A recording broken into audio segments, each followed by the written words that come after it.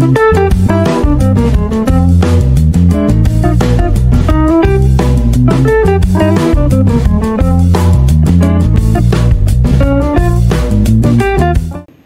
sahabat Hermina, kembali lagi bersama saya Dr. Elis di acara Hermina Talks.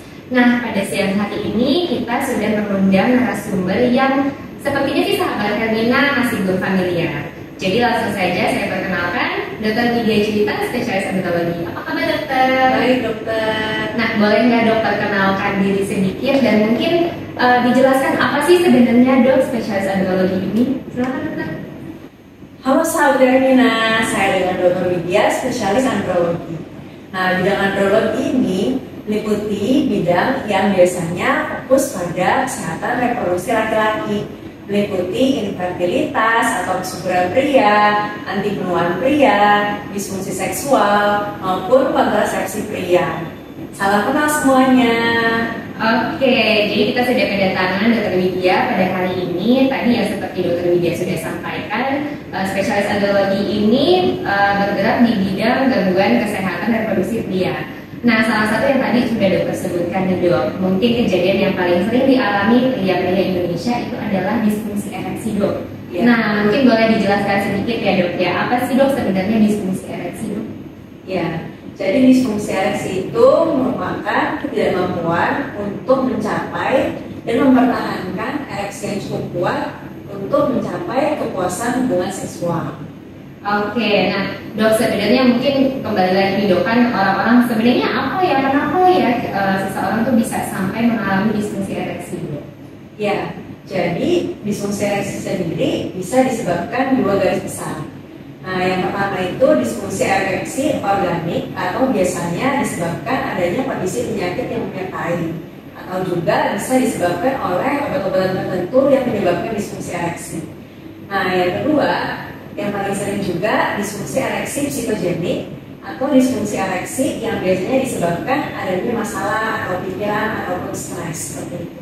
Oke, tadi jadi tambah penasaran nih, tadi dokter sampaikan bahwa ada penyakit tertentu yang mendasari kenapa seseorang itu bisa mengalami disfungsi ereksi. Mungkin boleh dijelaskan lagi nggak dok, kondisi penyakit apa sih dok yang mungkin bisa dialami sehingga mengalami disfungsi ereksi dok?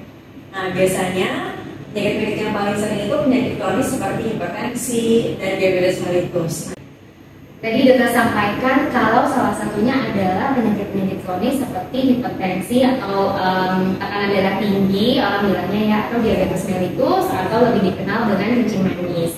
Nah, apakah dengan dua penyakit ini walaupun sudah diobati dengan rutin itu pasti akan mengalami disfungsi atau hanya akan mengalami disfungsi jika tidak di-treatment dengan baik dok penyakit ini?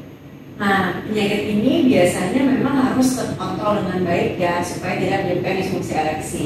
Dan jadi karena penyakit tersebut seperti darah tinggi dan diabetes mellitus atau kencing manis dapat menyebabkan disfungsi ereksi, pastinya untuk penanganannya juga harus komprehensif, seperti gula darah yang harus terkontrol dan darah tinggi juga harus terkontrol.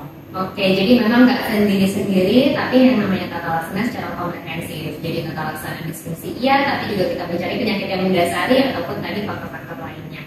Nah dok, kalau misalkan nih seseorang sudah terkena disfungsi ereksi, tadi kan dokter bilang kita tata laksana untuk penyakit-penyakit yang mendasari, apakah gangguan ini bisa kembali normal dok? Ya, kalau ditangani secara tepat bisa kembali seperti normal. Karena itu harus berobat ke dokter spesialis andrologi untuk diperiksa lebih lanjut dan juga dilakukan konseling seksual juga agar penanganannya lebih maksimal. Oke, jadi jangan khawatir untuk sahabat Hermina atau misalkan mungkin kenalan atau rekan dari sahabat Hermina ada yang mengalami gangguan disfungsi ereksi, itu bisa segera konsultasi karena tadi yang seperti dokter Widya sudah sampaikan itu bisa kembali normal lagi. Nah dok, masih ada penasaran nih saya nih dok, kalau misalkan sebenarnya ngobatinnya tuh gimana sih dok? Nah, untuk pengobatan itu sendiri kan kita harus menangani penyebabnya itu dia yang pertama. Nah, yang kedua kita bisa obati disfungsi ereksinya dan juga yang pasti kita juga harus ada penanganan konseling seksual. Jadi agar ada kepuasan antara pasangan tersebut. Oke, nah berikutnya lagi nih dok, kalau misalkan anggaplah tadi kan dokter bilang ada dua ya dok, yang organik ataupun psikogenik. Ternyata setelah dicari tahu mungkin tidak ada penyakit seperti darah tinggi atau misalkan tidak ada kencing manis. Nah, apakah disfungsi ereksi ini bisa menyebabkan ke penyakit-penyakit yang lain gitu? Nah iya, penyakit disfungsi ereksi yang ditangani biasanya bisa mengganggu kondisi psikis seorang.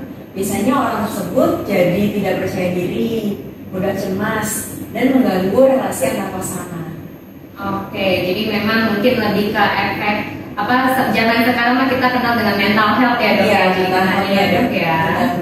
Oke, nah pertanyaan terakhir nih dok, gimana sih dok cara mencegah misalkan memang seseorang belum mengalami gangguan disfungsi ereksi ini supaya jangan sampai mengalami gangguan ini? Ya, yang pertama pastinya harus terapkan pola hidup sehat ya, agar tidak terjadi penyakit-penyakit yang tidak diinginkan. Kemudian jangan lupa olahraga secara teratur agar selain badannya sehat, jiwanya juga sehat, sehingga tidak timbul disfungsi ereksi yang disebabkan oleh kehamilan. Oke, jadi memang penting ya dok pola hidup sehat dan olahraga yang teratur. Jadi olahraga itu kalau misalkan setiap hari bisa 30 menit aja, itu juga udah bisa meningkatkan imun kita ya dok ya. Oke, terima kasih banget nih Dokter Widya informasinya. Semoga bermanfaat untuk sahabat Hermina. Dan kalau misalkan sahabat Hermina ada mengalami gangguan disfungsi ereksi atau misalkan ada kenalan atau kerabat yang mengalami, jangan ragu, langsung saja konsultasi ke Dr. Widya Juwita, spesialis andrologi di Rumah Sakit Hermina Daan Bogor. Mungkin bingung, aduh aku nggak bisa Senin sampai Jumat. Jangan khawatir, beliau ada Senin sampai Sabtu di Rumah Sakit Hermina Daan Bogor. Sekali lagi terima kasih Dr. Widya atas informasinya. Semoga bermanfaat untuk sahabat Hermina. Kita berjumpa lagi di acara Hermina Talks berikutnya. Sampai jumpa. Sampai jumpa. Thank you.